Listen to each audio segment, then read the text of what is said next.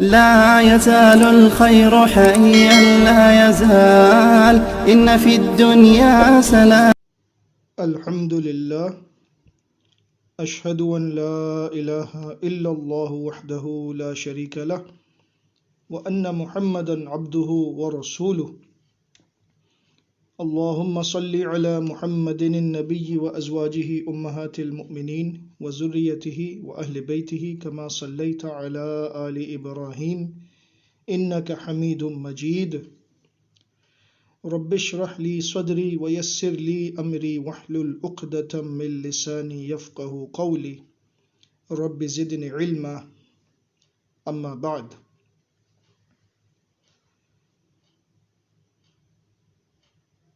جماعت المسلمین کے عقائد اور نظریات پر مبنی سوالات اور ان کے جوابات جن کا ایک سیشن کچھ روز قبل آپ نے سنا تھا، اس سیشن کے بعد الحمدللہ کافی بھائیوں نے رابطہ کیا اور کچھ سوالات بھیجے، جن میں سے ایک بھائی جو پاکستان کے شہر ایبٹ آباد کے نزدیک رہائش پذیر ہیں، انہوں نے کیا ہے، ان کا نام حذف کر کے ان کا سوال آپ کی خدمت میں پیش کیا جا رہا ہے اور پھر اس کا مفصل اور مدلل جواب بتوفیق اللہ انشاء اللہ تعالی پیش کیا جائے گا. وہ کہتے ہیں کہ ہم نے جماعت کے کتابچوں میں اور جماعت کے پلیٹ فارم سے ایک حدیث سنی ہے اور پڑھی ہے کہ اللہ کے رسول صلی اللہ علیہ وسلم نے فرمایا کہ ابتدا میں یہ امر نبوت اور رحمت تھا، پھر خلافت ہوگی، پھر بادشاہت اور رحمت ہوگی، پھر امارت ہوگی اور وہ بھی رحمت ہوگی. تو ہمیں یہ سمجھائیے کہ یہ حدیث میں خلافت اور امارت کو جو پیش کیا گیا ہے، تو کیا اس سے یہ بات ثابت نہیں ہوتی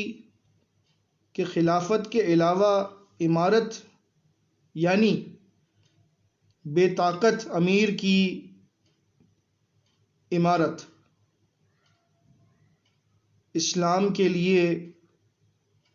کبھی نہ کبھی اس کا وجود ہوگا؟ لہٰذا اب جو ہم امیر کی اطاعت کرتے ہیں بے طاقت بے حکومت، تو ہم حدیث کی روح سے امارت کے دور میں موجود ہیں، خلافت نہیں ہے، اور یہ بات حدیث سے ثابت ہے. لہٰذا ہمارا یہ عمل حدیث سے ثابت ہوا، تو اس پر روشنی ڈالیے. یہ ہمارے بھائی کا سوال ہے.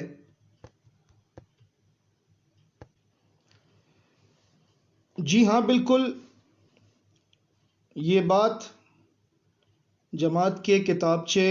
ایک معترض کی غلط فہمیاں اور ان کا ازالہ کے صفحہ نمبر 35 پر موجود ہے، اور اشتیاق صاحب نے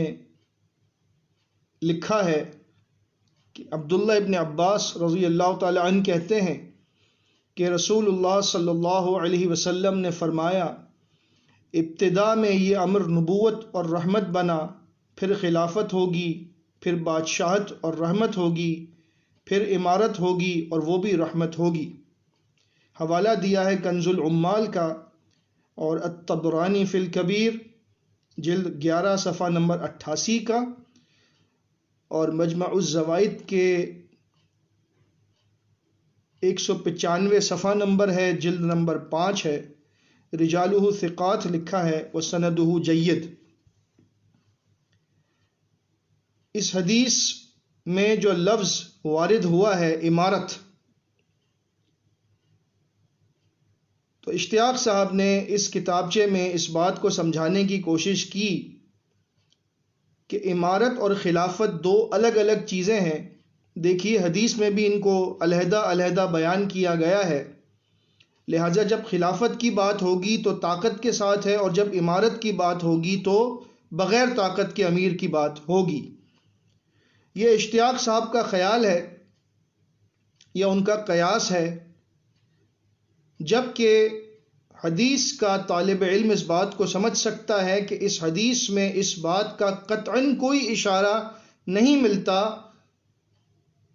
کہ خلافت تو طاقت کے ساتھ ہوگی لیکن امارت بے طاقت ہوگی۔ یہ الفاظ اس حدیث میں تو کیا کسی بھی حدیث میں نہیں مل سکتے۔ اگر ملتے ہیں تو وہ حدیث پیش کیجئے، ہم انشاءاللہ تعالی اپنی اصلاح کریں گے۔ ہم ضد نہیں کریں گے جیسے ہمارے بھائی بعض ضد کر رہے ہیں اور بات کو سمجھنے کے باوجود بھی اعتراف نہیں کرنا چاہتے کہ ان کا عقیدہ تکفیر، جس کی بنیاد ایسے نظریات پر ہے کہ جن کا قرآن و حدیث میں کہیں کوئی ثبوت نہیں ملتا۔ کسی بھی حدیث کو پرکھنے کے لیے سب سے پہلے اس کی سند کو دیکھا جاتا ہے اور اس کے متن پر تبصرہ اگر ضرورت پیش آئے تو پیش کیا جاتا ہے۔ یہ روایت جو اشتیاق صاحب نے نقل فرمائی ہے، اسے امام طبرانی نے المعجم الکبیر میں حدیث نمبر 11138 کے تحت نقل فرمایا ہے۔ اس کی سند یوں ہے: حدثنا احمد بن النضر العسکری ثنا سعید بن حفص النفیلی ثنا موسیٰ بن اعین عن ابی شہاب عن فطر بن خلیفہ عن مجاہد عن ابن عباس قال قال رسول اللہ صلی اللہ علیہ وسلم۔ اس روایت کی سند میں دو علتیں ہیں۔ پہلی علت تو اس میں یہ ہے کہ فطر بن خلیفہ سے روایت کرنے والے کا نام سند میں عن ابن شہاب لکھا ہے۔ یہ ابن شہاب الزہری رحمہ اللہ ہیں اور انہوں نے عن سے روایت کی ہے یہ حدیث، اور محدثین کے اصول کے مطابق ابن شہاب مدلس ہیں۔ مدلس راوی عن سے روایت کرے تو یہ روایت قابل اعتبار نہیں ہوتی تا وقت کہ اس کی تحدیث یا اس کا سماع ثابت ہو جائے۔ یقیناً جماعت المسلمین کے ہمارے بھائی فن حدیث کی ان باتوں سے نابلد ہیں، حتیٰ کہ ہمارے وہ لوگ جن کو جماعت میں علماء سمجھا جاتا ہے وہ بھی اس فن سے واقفیت نہیں رکھتے، الا ماشاء اللہ۔ تو جواب دے دیا جاتا ہے کہ ہم تدلیس کو نہیں مانتے،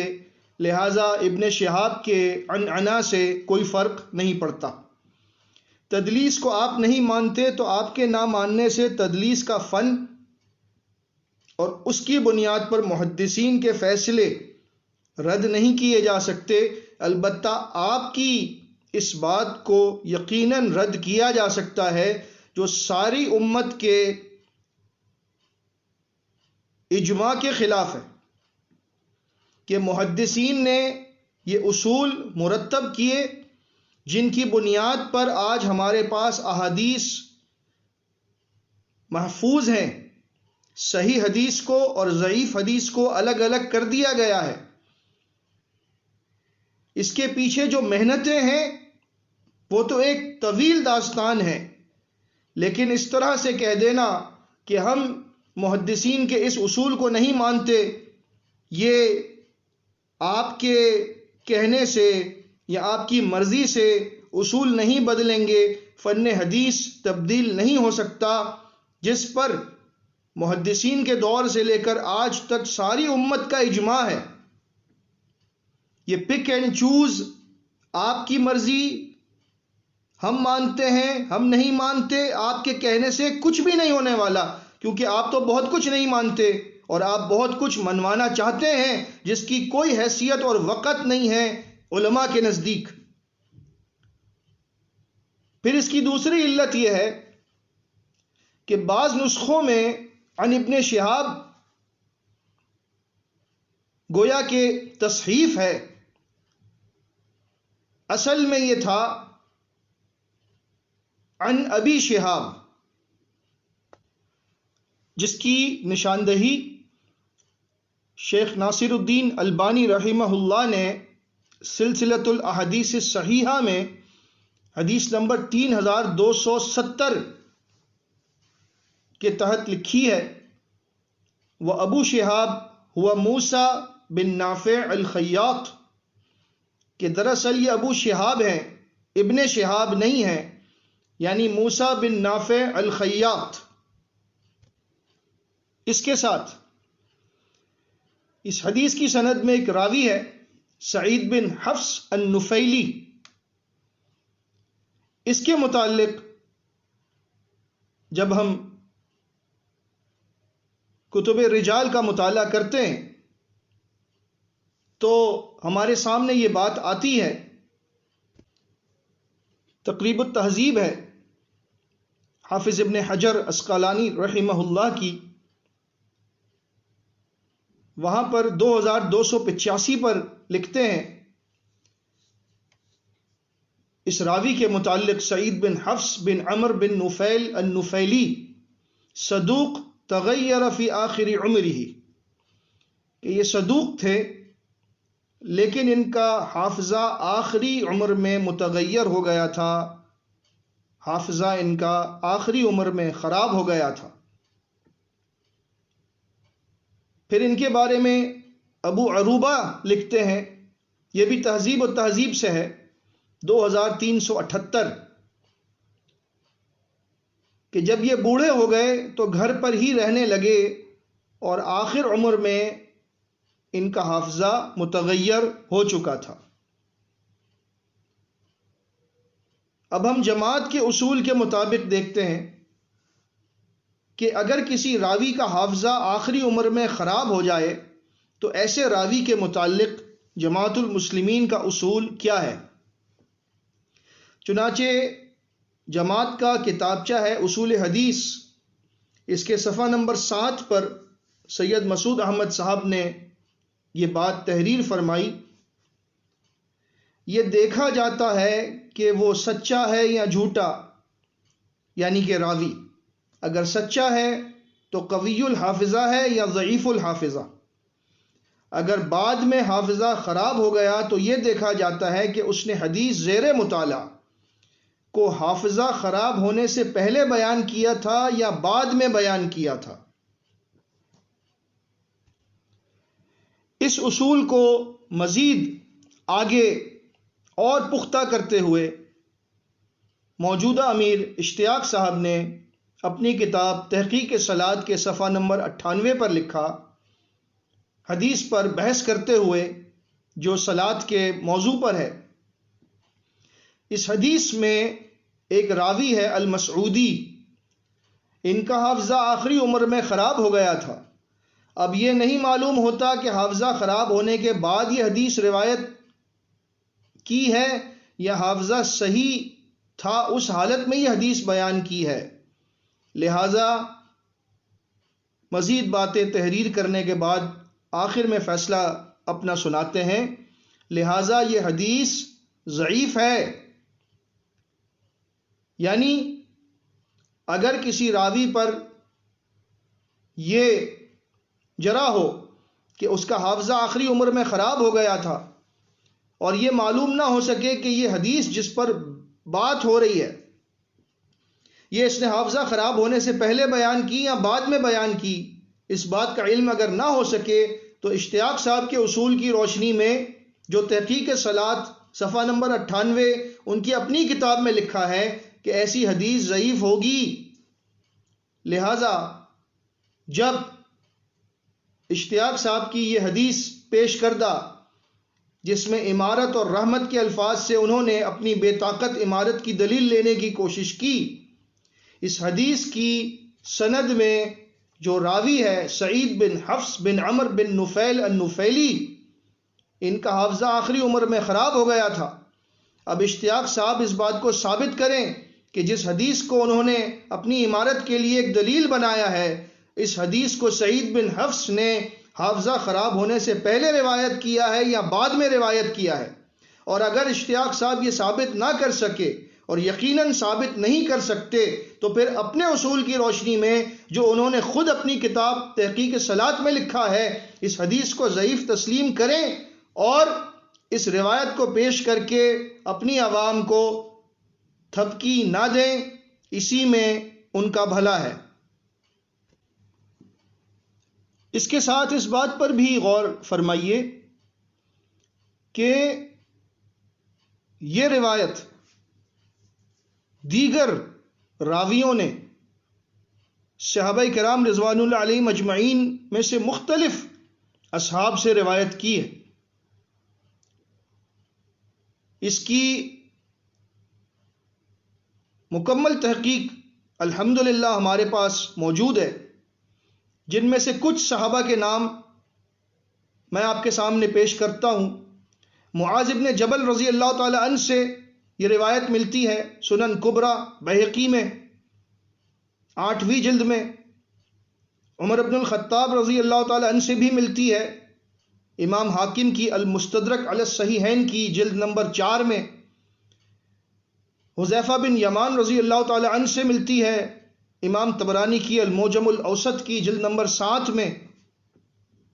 ابو عبیدہ ابن جراح رضی اللہ تعالی عنہ سے ملتی ہے سنن دارمی کی جلد نمبر 2 میں اور مسند بزار کی جلد نمبر 4 میں. مسند ابو یعلا میں بھی ہے. لیکن ان تمام احادیث کو آپ دیکھ لیجئے اٹھا کر،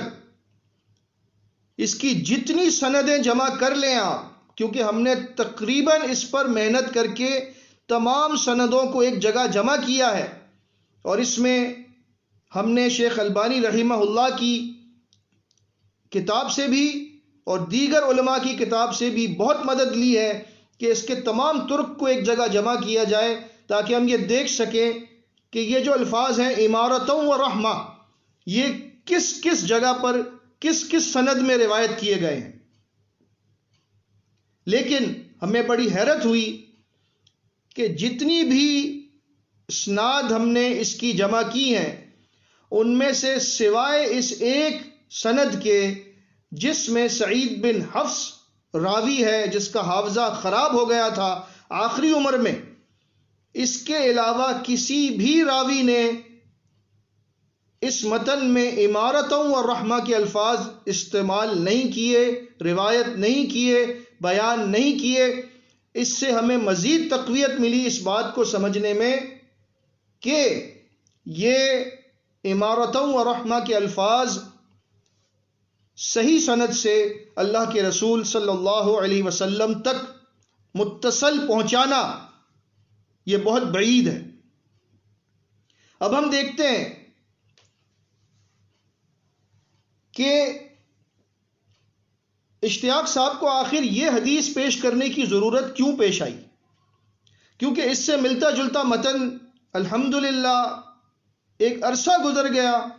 منہاج المسلمین کی اولین اشاعت سے لے کر آج تک وہ حدیث موجود ہے. منہاج المسلمین کے باب خلافت اور اس کے متعلقات میں وہ حدیث میں آپ کے سامنے پیش کرتا ہوں، اور پھر وہ حدیث بھی وہاں پر مختصر پیش کی گئی ہے، اس کو ہم مکمل آپ کے سامنے رکھتے ہیں۔ اور پھر آپ دیکھیے کہ اشتیاق صاحب کو یہ ضرورت کیوں پیش آئی کہ انہوں نے اس روایت کو پیش کیا۔ منہاج المسلمین صفحہ نمبر 671 ہے، 671، خلافت اور اس کے متعلقات کے تحت لکھتے ہیں، خلافت علی منہاج النبوہ وہ طرز حکومت ہے جو رسول اللہ صلی اللہ علیہ وسلم کے تعلیم کردہ اور قائم کردہ طرز خلافت کے مطابق ہے۔ اس کے بعد حدیث لکھتے ہیں، رسول اللہ صلی اللہ علیہ وسلم نے فرمایا، تکون النبوۃ فیکم ما شاء اللہ ان تکون ثم يرفعها اللہ اذا شاء ان يرفعها ثم تکون خلافت علی منہاج النبوہ، اور حوالہ دیا ہے رواہ احمد وسندہ حسن او صحیح، الاحادیث الصحیحہ للالبانی جلد اول صفحہ نمبر 8۔ ترجمہ کیا ہے، تم میں نبوت رہے گی جب تک اللہ تعالیٰ چاہے گا کہ نبوت رہے، پھر جب اللہ چاہے گا کہ اسے اٹھا لے تو اسے اٹھا لے گا، پھر خلافت علی منہاج النبوہ قائم ہوگی، یعنی نبوت کے طریقے پر خلافت قائم ہوگی۔ اس حدیث میں یہ بات پیش کی گئی ہے، یہ حدیث صحیح ہے کہ اللہ کے نبی صلی اللہ علیہ وسلم نے نبوت کے اٹھا لیے جانے کے بعد خلافت کا ذکر فرمایا ہے۔ اس حدیث کو ہم مکمل پیش کرتے ہیں آپ کے سامنے، اور اس حدیث کو صحیح کہنے میں ہمیں اس لیے کوئی پس و پیش نہیں ہونا چاہیے کیونکہ یہ منہاج المسلمین میں اس کی اولین اشاعت سے لے کر آج تک موجود ہے، اور مسعود احمد صاحب کے ساتھ اسے شیخ البانی رحمہ اللہ نے بھی اپنی سلسلہ صحیحہ میں نقل کیا ہے۔ اس حدیث کو مکمل آپ سماعت فرمائیں۔ یہ روایت مسند امام احمد میں ہے، دراصل جلد نمبر 4 ہے جو ہمارے پاس موجود ہے، اس کے صفحہ نمبر 273 پر ہے۔ امام بہقی کی دلائل النبوہ میں ہے، جلد نمبر 6 صفحہ نمبر 491۔ مجمع الزوائد علامہ حیثمی کی جلد نمبر 5 صفحہ نمبر 188 پر ہے۔ نعمان بن بشیر رضی اللہ تعالیٰ عنہ اس کے راوی ہیں، جو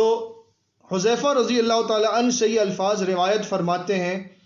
کہ رسول اللہ صلی اللہ علیہ وسلم نے ارشاد فرمایا، تکون النبوۃ فیکم ما شاء اللہ ان تکون ثم يرفعها اذا شاء ان يرفعها ثم تکون خلافت علی منہاج النبوہ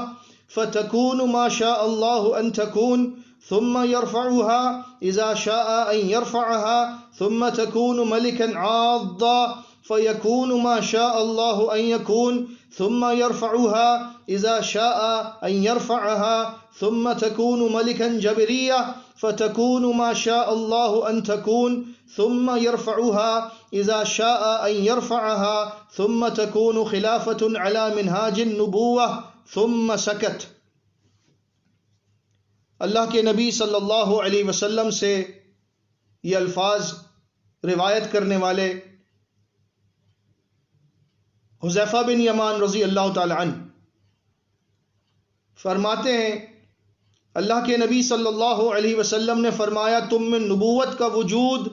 اس وقت تک رہے گا جب تک اللہ تعالیٰ چاہے گا، پھر اللہ تعالیٰ نبوت کو اٹھا لے گا جب وہ اس کو اٹھانا چاہے گا، اس کے بعد خلافت ہوگی جو نبوت کے طریقے پر ہوگی، پھر اللہ خلافت کو اٹھا لے گا جب وہ چاہے گا، اس کے بعد بادشاہت ہوگی کاٹنے والی، یعنی ایسی بادشاہت کہ جس میں بعض لوگ بعض پر زیادتی اور ظلم کریں گے، پھر جب تک اللہ چاہے گا ایسی بادشاہت کو قائم رکھے گا، پھر اس کو بھی اللہ تعالیٰ اٹھا لے گا جب وہ اس کو اٹھانا چاہے گا، اس کے بعد تکبر اور غلبے کی حکومت ہوگی، اور جب تک اللہ چاہے گا وہ حکومت قائم رہے گی، پھر اللہ تعالیٰ اس کو بھی اٹھا لے گا جب وہ چاہے گا اس کو اٹھانا، اور اس کے بعد ایک مرتبہ پھر دنیا میں نبوت کے طریقے پر خلافت قائم ہوگی۔ یہ فرما کر اللہ کے رسول صلی اللہ علیہ وسلم خاموش ہو گئے۔ یہ ہے وہ مکمل حدیث۔ اس میں بھی اشتیاق صاحب نے جو روایت پیش کی ہے اسی کے جیسا متن آپ کو مل رہا ہے، لیکن نبوت کے بعد خلافت، خلافت کے بعد بادشاہت، بادشاہت کے بعد جبر اور استبداد اور غلبے کی حکومت، اور پھر دوبارہ خلافت کے متعلق اللہ کے رسول صلی اللہ علیہ وسلم کی پیشگوئی ہے۔ یہ حدیث اختصار کے ساتھ منہاج المسلمین میں آج تک موجود ہے۔ جب یہ حدیث موجود ہے اور صحیح سند سے موجود ہے اور جماعت کی اپنی کتاب میں موجود ہے، پھر اشتیاق صاحب کو کیا ضرورت پیش آئی کہ انہوں نے اس حدیث کو تو پیش نہیں فرمایا، لیکن امارتوں اور رحمہ کے الفاظ کو لے آئے، حدیث پیش کر دی جو جماعت کے اپنے اصول کے مطابق ضعیف ثابت ہوتی ہے۔ محدثین کی آراء، ان کے فیصلے کو جماعت کے اراکین اگر پیش کرتے ہیں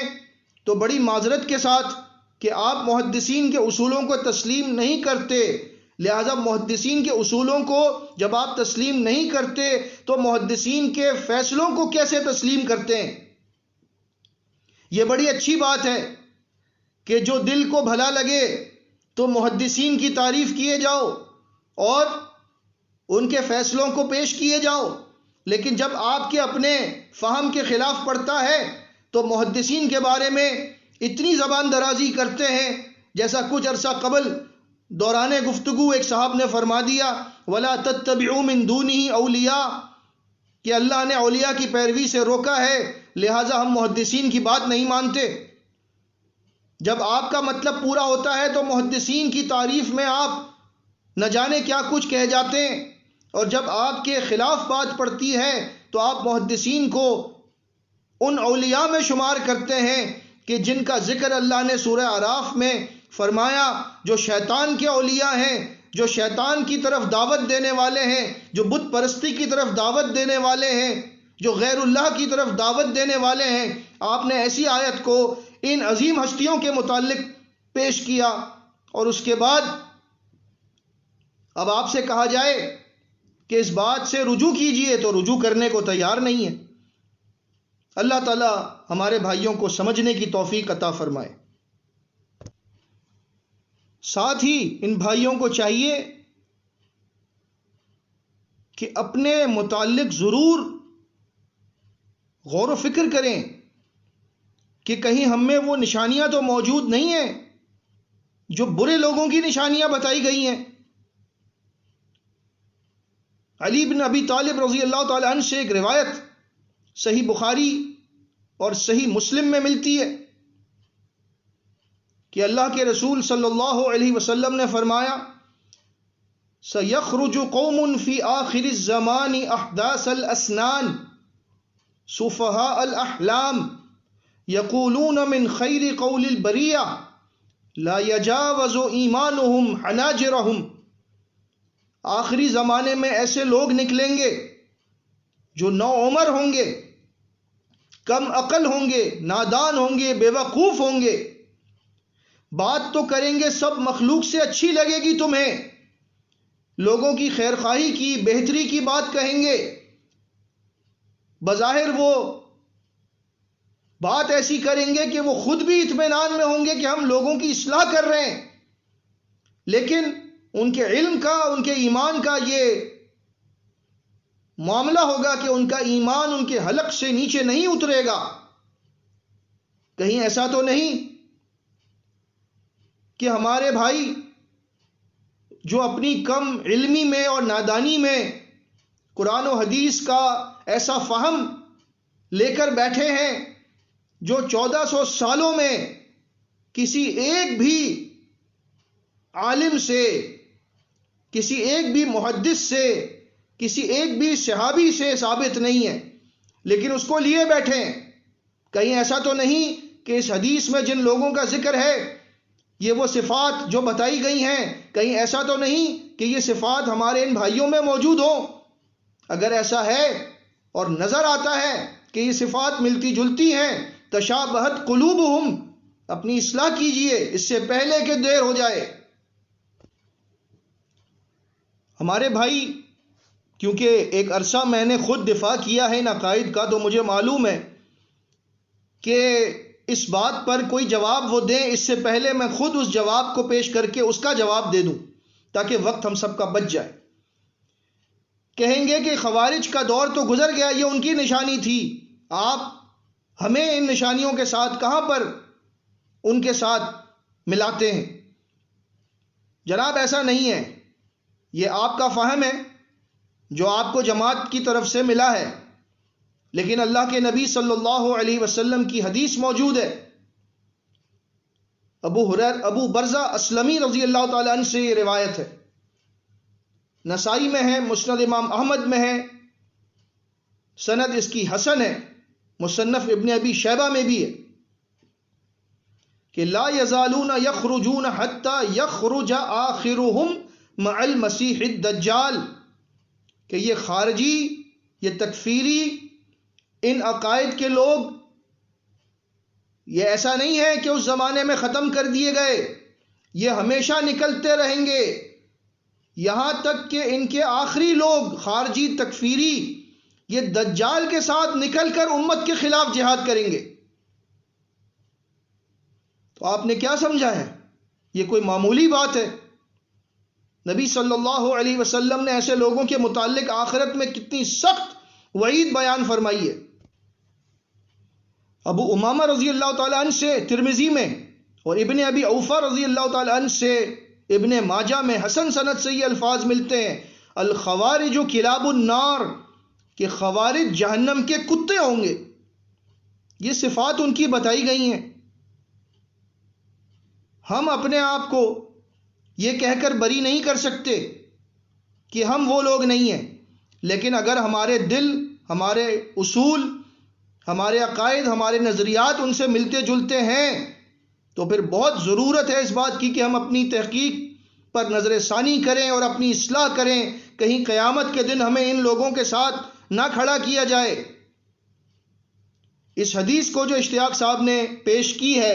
امارتوں اور رحمہ کے الفاظ سے، اس پر ہم مزید آگے اپنی گفتگو کو بڑھاتے ہیں۔ اللہ تعالیٰ سمجھنے کی توفیق عطا فرمائے۔